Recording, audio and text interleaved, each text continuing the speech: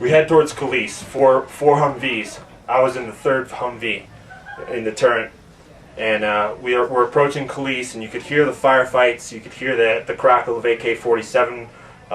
You could hear the RPGs going off, and there's just a trail of smoke coming from the center of town.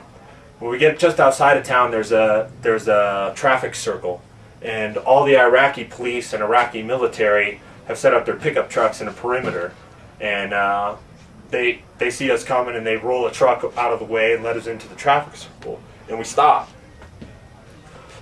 Our major gets out and goes up and talks to one of the Iraqi officers, and they're talking for a little while. While they're talking, I see other trucks opening up on the other side of the traffic circle and letting in Iraqi police trucks. And these pickup trucks are hauling in wounded, dead, and healthy insurgents. And they're pulling them off the back of the truck, and they're hastily interrogating them on the spot and shooting a lot of them with pistols. But the major comes back, and he said the Dyala, the vice president of Dyala Province house was under attack. We roll out and we head towards the deputy governor's house. As we're driving down this 2-lane highway separated by a dirt median, we see a truck parked in the dirt median. And in the back of the pickup truck, there's a bunch of Iraqis, and they all have weapons, and one of them has an RPG. And he's pointing it across the marsh towards the deputy governor's house. And the moment we see him, the major just freaks out. He says, "Herringbone, herringbone." So we pull off in a herringbone, which is kind of a staggered formation for Humvees, so we can all get a clean shot. And we pull off, and we all pause for some reason. And I'm watching the truck, and the guy in the RPG is pointing the RPG at the deputy governor's house, and he looks over. He sees us, and he looks back. I mean, there's no way any of those people could miss us. But they don't react in any way to fire at us, or they don't react with any fear. They just hold their position. And then the major yells over the intercom again, "Fire, fire! What the hell are you doing? Fire!" So somebody up front starts shooting, and then we all start firing. And soon people are getting out of their vehicles and firing their personal weapons. And then we got the truck-mounted weapons firing at this vehicle.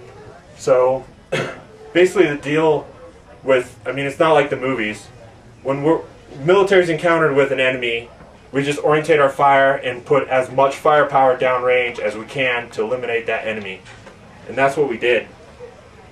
Well, as soon as we started firing, a car on the other side of the highway coming towards us, basically before he realized there was going to be an engagement, was halfway into the battlefield. And vehicles started shooting at him.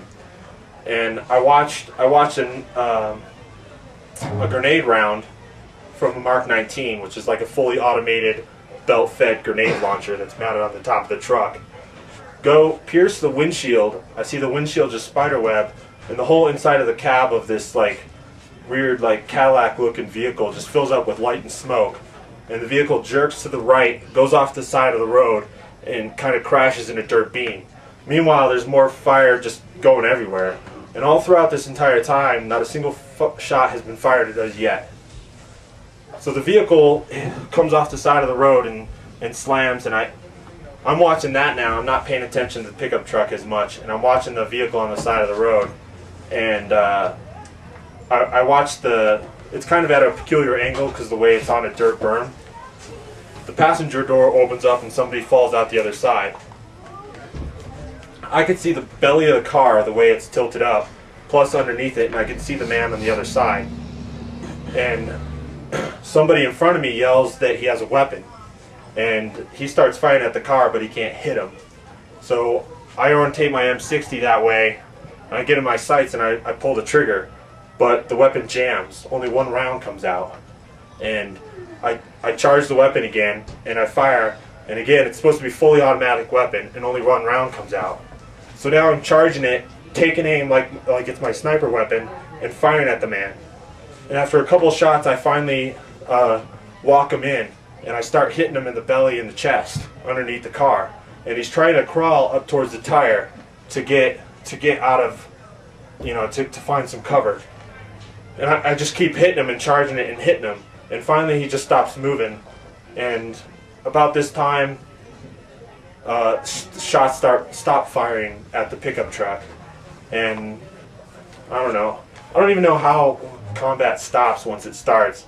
Usually it's like somebody runs out of ammo, and the person next to him thinks he did a ceasefire, so he stops firing, and then everybody kind of tags along, and then we all stop firing, and it's just like we just sat there, and we just looked and watched and sat there, and there's still some people kind of wiggling around and moving, but I mean, they weren't obviously going to put up a fight anymore. And the Iraqis behind us came running up. And during that time, during the firefight, the Iraqi army and the Iraqi police had kind of built up behind us, and they weren't firing or shooting or anything. They were just waiting. And as soon as we stopped firing, they moved forward, and they started pulling the bodies around and kicking the weapons into a pile. And a couple of them got a good look at who we were firing at, and he kind of put his hands on his head and kind of did the whole, oh shit, you know, look. And then a couple of others joined in, and they started almost like mourning immediately and crying. And I was like, oh God, you know, what's going on? And the major got out, and he walked over there, and him and the Iraqi officer started getting this huge argument. And he comes back to the truck, he says, we're leaving. I was like, what do you mean, we're leaving? He's like, we're leaving. We got to go check out the deputy governor and make sure he's okay. So we drive off, and I was still worried about what the hell was going on. And not until after we got to the deputy governor's office and got back to the base did I find out the major was on the radio in his Humvee, and the guys in that Humvee told the rest of everybody else in that unit that they were off-duty Iraq police officers and military officers that were moonlighting as basically picking up extra money being the deputy governor's bodyguards. We killed 4 of them in the pickup truck. 2 of them lived somehow. They were injured badly, but 2 of them lived. We killed 3 people in the vehicle, including the one that fell out and I shot. And we killed a guy on a bike who was hiding off the side of the road that car ran into. And for what? You know? And why? It was, you know, it was just, and the worst thing of it is a lot of these kids in this personal security detachment hadn't gotten into combat yet. So they're really excited that they earned their first kills. And they didn't really care if they were innocent or not. It was combat, and they got their first kills. So no matter what I could do to say, you know, how wrong that situation was, I was continually silenced by that unit because they didn't want me to rain on their parade. And, you know, I was so distraught, and I didn't know what to do, so I went to my chaplain. So I went to the chaplain, and I'm not religious, but I didn't know who else to go to, and I told him what happened. And he told me that I did it for God and country, and that, you know, God has a plan, and, you know, I should go back out there. And he basically gave me a good game speech and sent me back on my way. And, you know, it's just, that just doesn't cover it, you know. It just didn't supply enough meaning to my experience to justify what happened.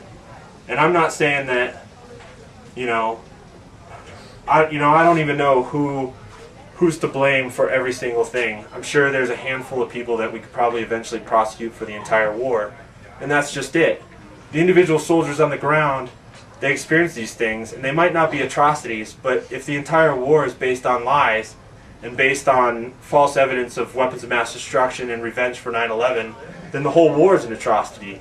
So every single soldier that dies over there, and every single innocent civilian that's oppressed, beaten, or killed is an atrocity. And I think that's the main thing of what we're trying to get out here.